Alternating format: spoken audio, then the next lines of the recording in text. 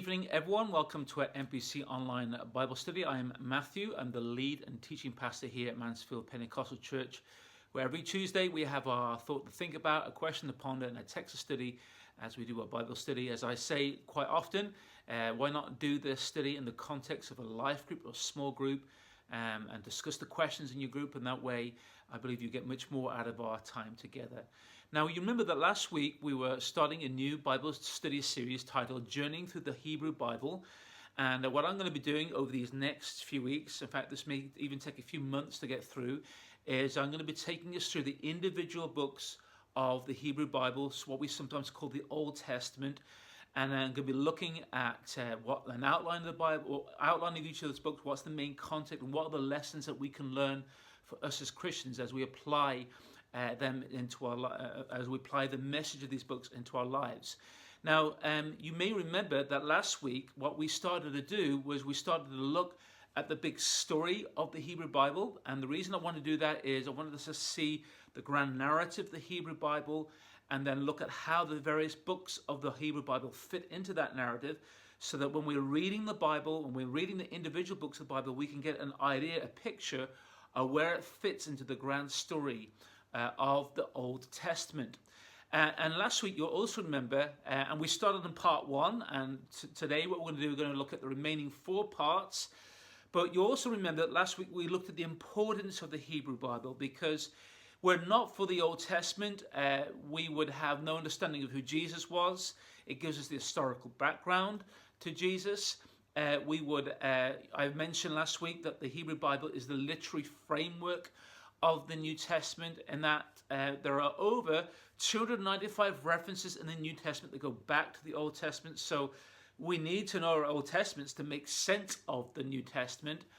And I also mentioned that the Old Testament is the theological centerpiece of the New Testament. And by that, what I mean is we would have no understanding of concepts like sin or redemption or covenant were it not for the Old Testament. And so the Old Testament is very important for us. It's not something that we can neglect. It's something that we need to read. And as I mentioned last week, for many Christians, that can be something of a challenge. So what I'm going to do now is that we're going to look at the remaining four parts of the big story of the Old Testament, or the Hebrew Bible. You remember that last week we looked at part one, which is from Adam to Noah, from about the year 4000 to 3000 BC or BCE. So BCE sometimes stands for before the common or Christian era. BC sometimes before Christ. But what we're going to do now, we're going to move on to parts 2, 3, 4, and 5. And then next week, we're going to look at parts 6. And then we're going to look at the various books of how they fit into those parts of the Hebrew Bible. So we're going to look at part 2. And then part 2 is really the story from Noah to Abraham. And this is from about the years 3000 to 2000 BC, what many archaeologists or historians will call is the late Bronze Age.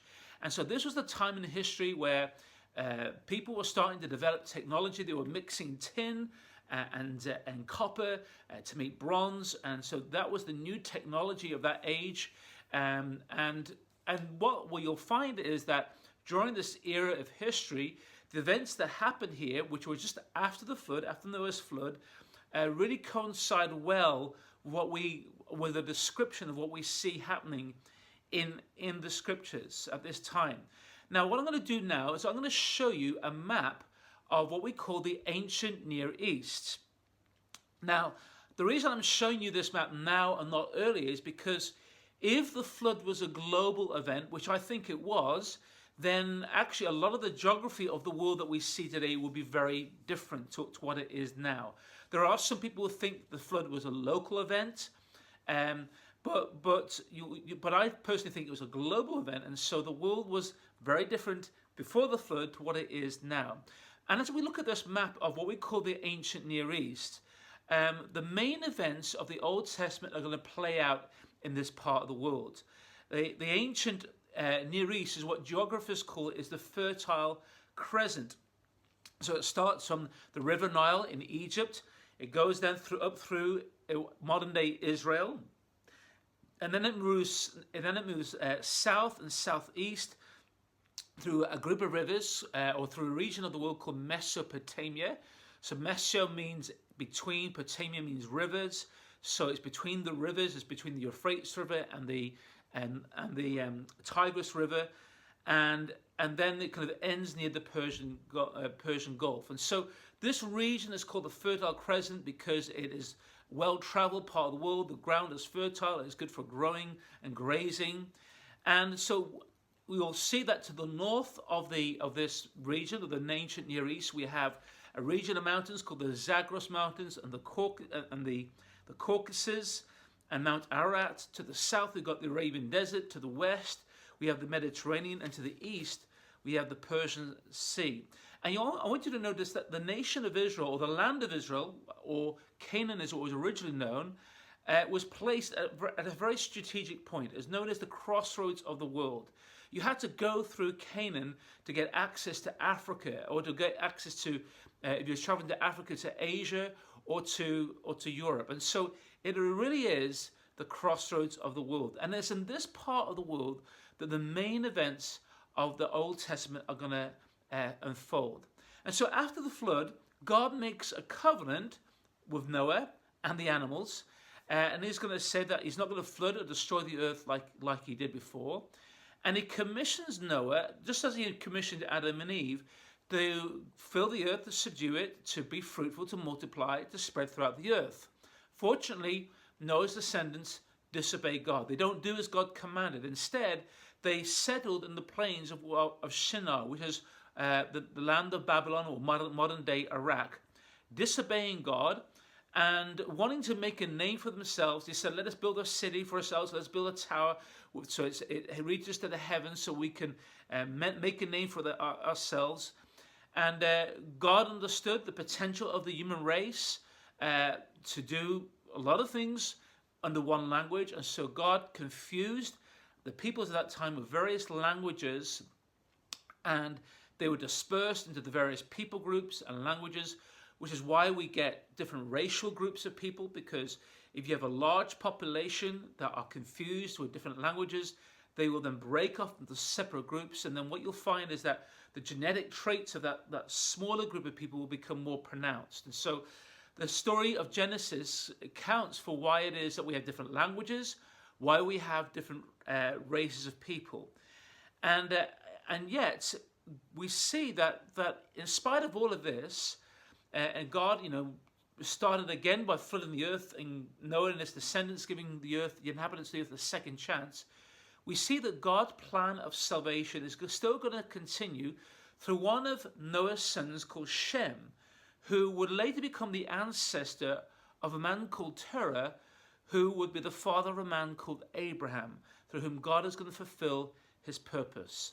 Now, it's really interesting at this time of history, at this point in the history, between these years, a number of key events start to occur between 3000 and 2000 BC.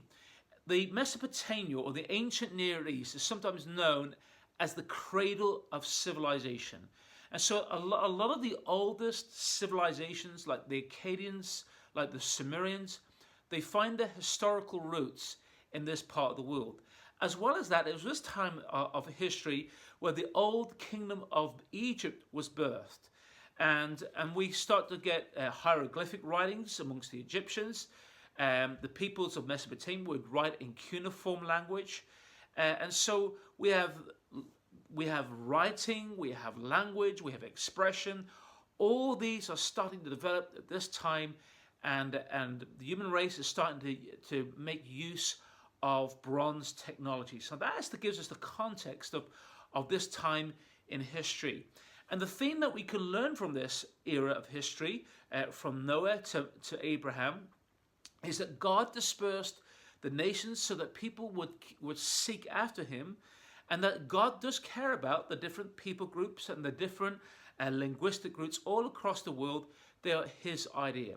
But this now moves us to the third part of the Hebrew Bible, the story of the Hebrew Bible, and that is from Abraham to Moses. And this is from about 2000 to 1500 BCE.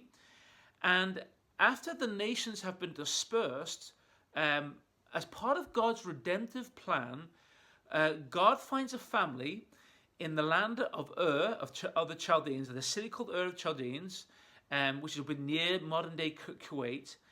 And he finds a man by the name of Terah, and he has two sons, Abram and Nahor.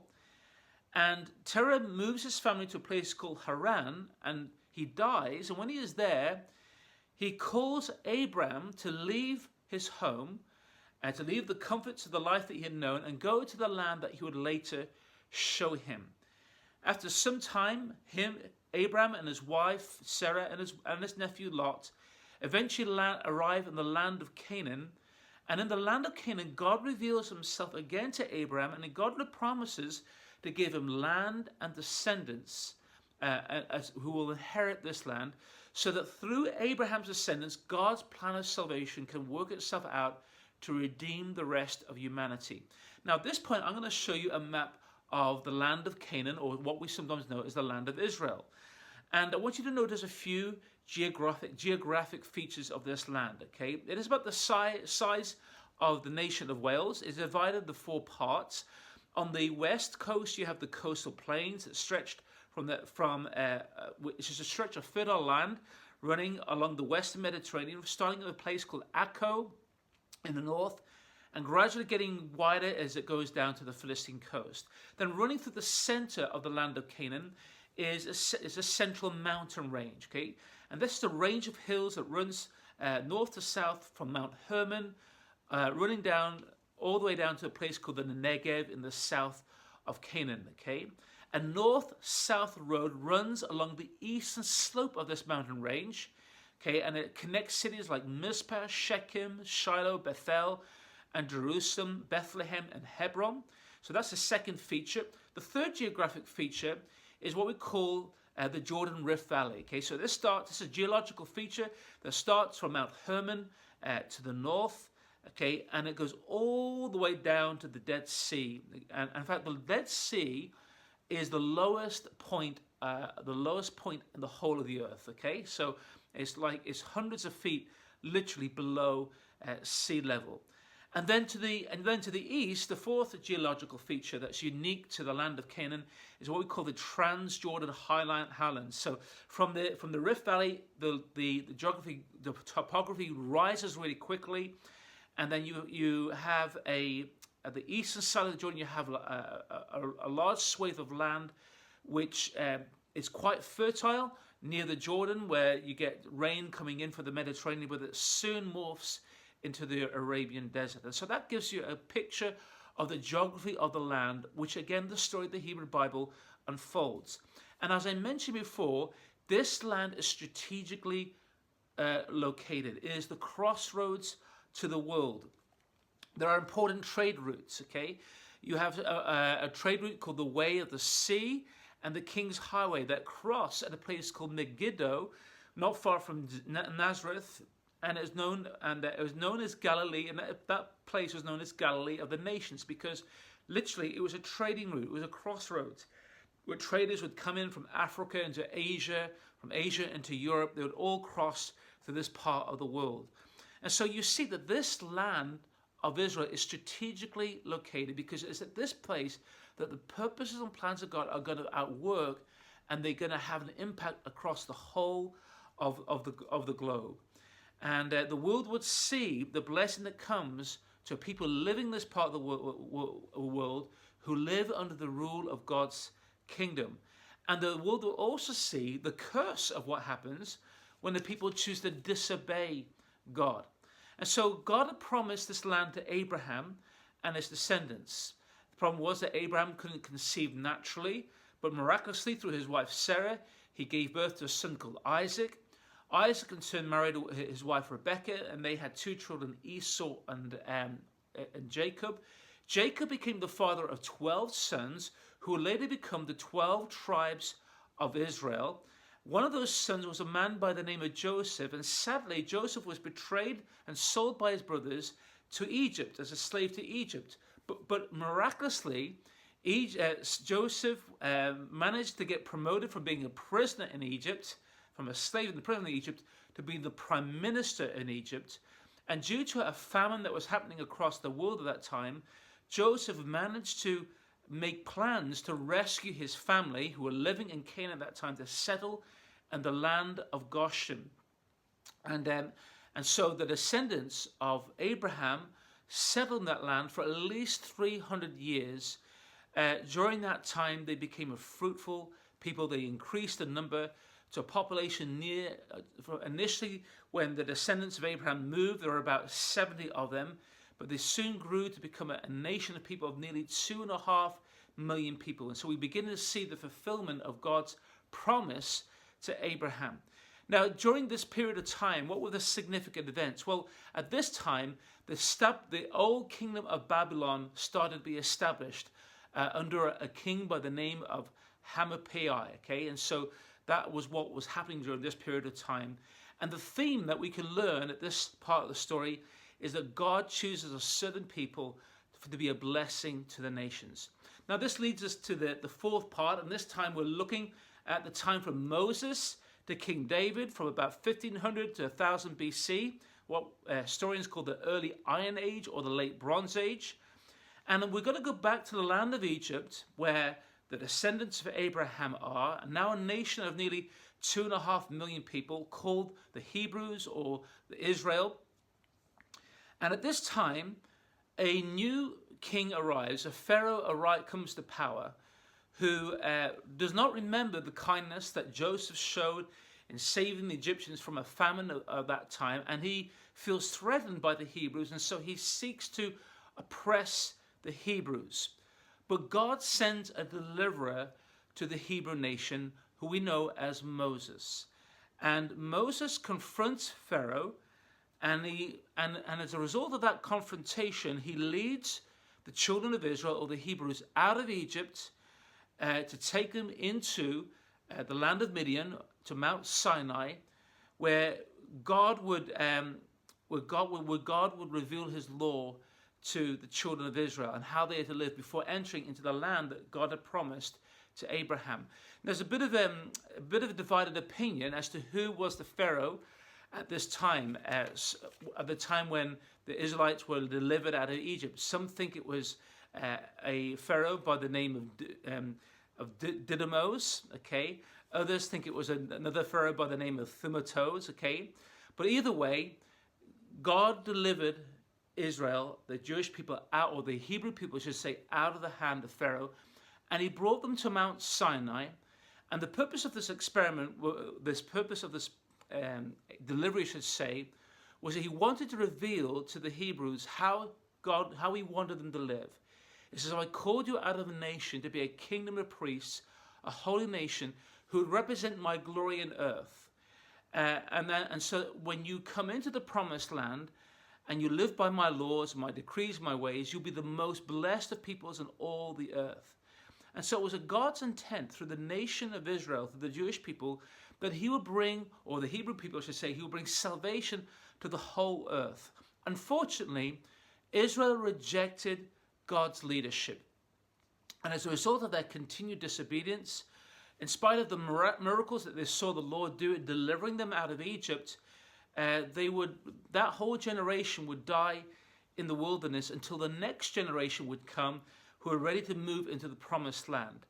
And so when that time came, the Hebrews crossed the Jordan to take captive of the promised land under the leadership of Joshua.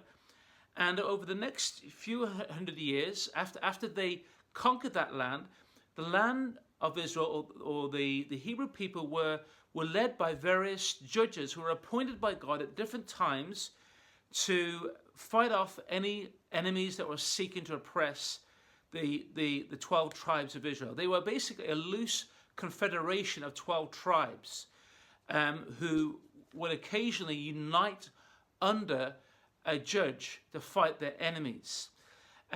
At this particular time in history, there were a group of people called the Philistines who were settled in the southwest of the country. And at this time, the Israelites, they wanted to have their own king who could unite the tribes and to have a standing army to fight against their enemies. The last judge of Israel was a man by the name of Samuel, who also happened to be a prophet. And commanded by God, he anointed a man by the name of Saul to be Israel's first king. Sadly, though, Saul did not guard his relationship to God, and so God rejected Saul, and God decided to look for a man after his own heart. At that time, to give you a bit of an idea of what was happening in the world at that time, the kingdom of Egypt was being oppressed by a group of people called the Amalekites. As well as that, the old Babylonian Empire came under the control of the Kassites. In the west, Troy was falling. We maybe heard of the stories of Troy and the Trojan horse. Those were events that were happening in the west, in the Mediterranean. And also, there are a group of peoples from Crete called the Sea Peoples, or the Philistines, who moved and traveled to the western shore of Israel, and they were forever a thorn in the side to the Israelites. And so the theme of this part of the story of the Bible is that God saves his people out of slavery so that they can enter into his promise for them, and so that they in turn will be a model of holy living for the nations of the earth. This brings us to the fifth part of the story of the Hebrew Bible. And this time we're looking for King David to Zerubbabel from about the year 1000 to 500 BC. And this is what historians call it as the Iron Age. And we now enter into a time of history which is really Israel's golden age. King David, who was the successor of Saul, comes to power. He unites the kingdom. He defeats the Philistines in battle. And he extends the rule of the kingdom of Israel from Damascus all the way to a place called Kadesh Barnea to the south of Israel. God promises that David that he will always have a descendant sitting on the throne of Israel. And that is why Jesus is both the legal and the natural heir to David, and a rightful heir to the throne of David. You know, the last question that the disciples asked Jesus before he was taken up to heaven was, when would he restore the kingdom? And that was a reference back to the time of King David, at the glory years of Israel's golden years, when they had such power and influence. However, David's son, Solomon, when he came to power, the influence of Israel grew even more, from the Euphrates all the way down to the edge of Egypt. And under his rule, the kingdom experienced unparalleled wealth.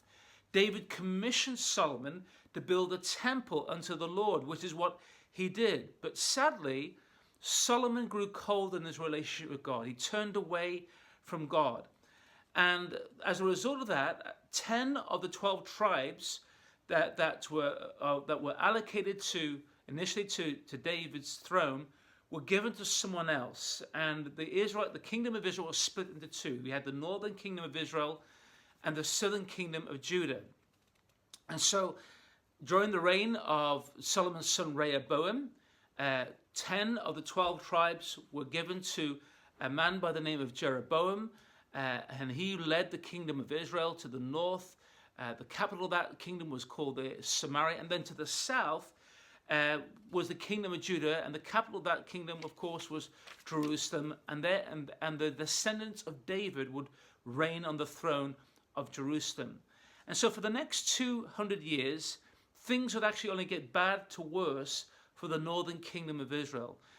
Jeroboam was insecure. He didn't want the children of Israel, the Israelites, going to Jerusalem to worship God at the temple. And so he prevented that, and he led the nation of Israel into gross idolatry.